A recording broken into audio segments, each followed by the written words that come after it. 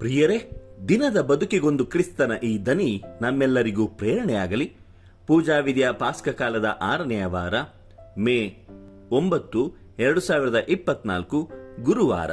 ಸಂತ ಯೋವಾನನು ಬರೆದ ಪವಿತ್ರ ಶುಭ ಸಂದೇಶದಿಂದ ವಾಚನ, 16ನೆಯ ಅಧ್ಯಾಯ, 16ರಿಂದ 20ರವರೆಗಿನ ವಚನಗಳು.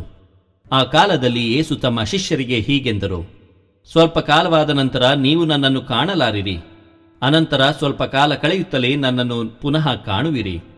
ಇದನ್ನು ಕೇಳಿದ ಕೆಲವು ಮಂದಿ ಶಿಷ್ಯರು, ಇದೇನು ಇವರು ಹೇಳುತ್ತಿರುವುದು? ಸ್ವಲ್ಪ ಕಾಲದ ನಂತರ ನೀವು ನನ್ನನ್ನು ಕಾಣಲಾರಿರಿ, ಅನಂತರ ಸ್ವಲ್ಪ ಕಾಲ ಕಳೆಯುತ್ತಲೇ ನೀವು ನನ್ನನ್ನು ಪುನಃ ಕಾಣುವಿರಿ ಮತ್ತು ಪಿತನಲ್ಲಿಗೆ ನಾನು ಹೋಗುತ್ತೇನೆ ಎನ್ನುತ್ತಾರಲ್ಲ. ಸ್ವಲ್ಪ ಕಾಲ ಎಂದರೇನು?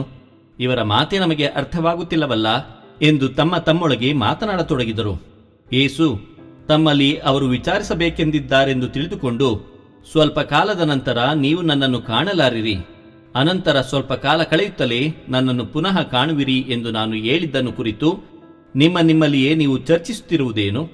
ನಾನು ನಿಮಗೆ ಸತ್ಯವಾಗಿ ಹೇಳುತ್ತೇನೆ, ನೀವು ಅತ್ತು ಗೋಳಾಡುವಿರಿ, ಲೋಕವಾದರೋ ನಕ್ಕು ನಲಿದಾಡುವುದು. ನೀವು ದುಃಖಪಡುವಿರಿ, ಆದರೆ ನಿಮ್ಮ ದುಃಖ ಆನಂದವಾಗಿ ಮಾರ್ಪಡುವುದು. ಪ್ರಭುವಿನ ಶುಭ ಸಂದೇಶ. ಕ್ರಿಸ್ತರೇ ನಿಮಗೆ ಸ್ತುತಿ ಸಲ್ಲಲಿ.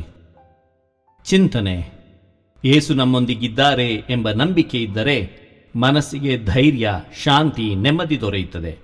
ಪ್ರಭು ಯೇಸುವಿನಲ್ಲಿ ಆತ್ಮೀಯರೇ, ನಮ್ಮನ್ನು ಪ್ರೀತಿಸುವವರು, ಆರೈಕೆ ಮಾಡುವವರು ಹಾಗೂ ಆತ್ಮಸ್ಥೈರ್ಯವನ್ನು ನೀಡುವವರು ಜೊತೆಗಿದ್ದರೆ ನಮಗೆ ಒಂದು ರೀತಿಯ ಧೈರ್ಯ, ಮನಸ್ಸಿಗೆ ಸಾಂತ್ವನ.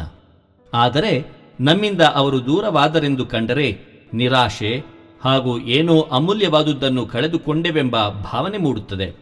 ಆತ್ಮೀಯರೇ, ಇಂದಿನ ಶುಭ ಸಂದೇಶದಲ್ಲಿ ಯೇಸು ಕ್ರಿಸ್ತರು ತಮ್ಮ ಶಿಷ್ಯರಿಗೆ ತುಸುಕಾಲ ನನ್ನನ್ನು ಕಾಣಲಾರಿರಿ, ಅನಂತರ ತುಸುಕಾಲ ಕಳೆಯುತ್ತಲೇ ನನ್ನನ್ನು ಪುನಃ ಕಾಣುವಿರಿ ಎಂದಾಗ ಶಿಷ್ಯರಿಗೆ ಸಹಜವಾಗಿ ಕಳವಳವಾಗಿರಬೇಕು. ಏಕೆಂದರೆ ಯೇಸುವಿಲ್ಲದ ಜೀವನ ಅವರಿಗೆ ತಾಯಿ ಇಲ್ಲದ ಮಗುವಿನಂತೆ, ಕುರಿಗಾಹಿ ಇಲ್ಲದ ಕುರಿಮಂದೆಯಂತೆ, ನಾವಿಕನಿಲ್ಲದ ದೋಣಿಯಂತಿತ್ತು. ನಾವು ಸಹ ಜೀವನದಲ್ಲಿ ಯೇಸುವನ್ನು ಮರೆತಾಗ ನೋವು, ಬರಿದಾದ ಮನಸ್ಸು, ಹತಾಶೆ ಹಾಗೂ ಒಂಟಿತನ ನಮ್ಮನ್ನು ಕಾಡುತ್ತವೆ. ಆದರೆ ಯೇಸು ನಮ್ಮೊಂದಿಗೆ ಇದ್ದಾರೆ ಎಂಬ ನಂಬಿಕೆ ಇದ್ದರೆ, ಅದರ ಅನುಭವವನ್ನು ನಾವು ಪಡೆದುಕೊಂಡರೆ ಮನಸ್ಸಿಗೆ ಧೈರ್ಯ, ಶಾಂತಿ, ನೆಮ್ಮದಿ ದೊರೆಯುತ್ತದೆ. ದೇವರು ನಮ್ಮೆಲ್ಲರನ್ನು ಆಶೀರ್ವದಿಸಲಿ. ಇದು ಧ್ವನಿ ಮಾಧ್ಯಮ ಮನೆ ಕೊಡುಗೆ. ಧ್ವನಿ ವಂದನೆಯ ಸ್ವಾಮಿ ಶಾಂತಕುಮಾರ್ ಜೆ, ಬೆಂಗಳೂರು ಮಹಾಧರ್ಮ ಕ್ಷೇತ್ರ. ಪ್ರಿಯರೇ, ಈ ಚಾನೆಲ್ ಅನ್ನು ಸಬ್ಸ್ಕ್ರೈಬ್ ಮಾಡಿ ಪ್ರತಿದಿನ ದೇವರ ವಾಕ್ಯವನ್ನು ಆಲಿಸುತ್ತಾ ಅದನ್ನು ಇತರರೊಂದಿಗೆ ಹಂಚಿಕೊಳ್ಳಲು ನಮಗೆ ನೆರವಾಗಿರಿ. ಧನ್ಯವಾದಗಳು.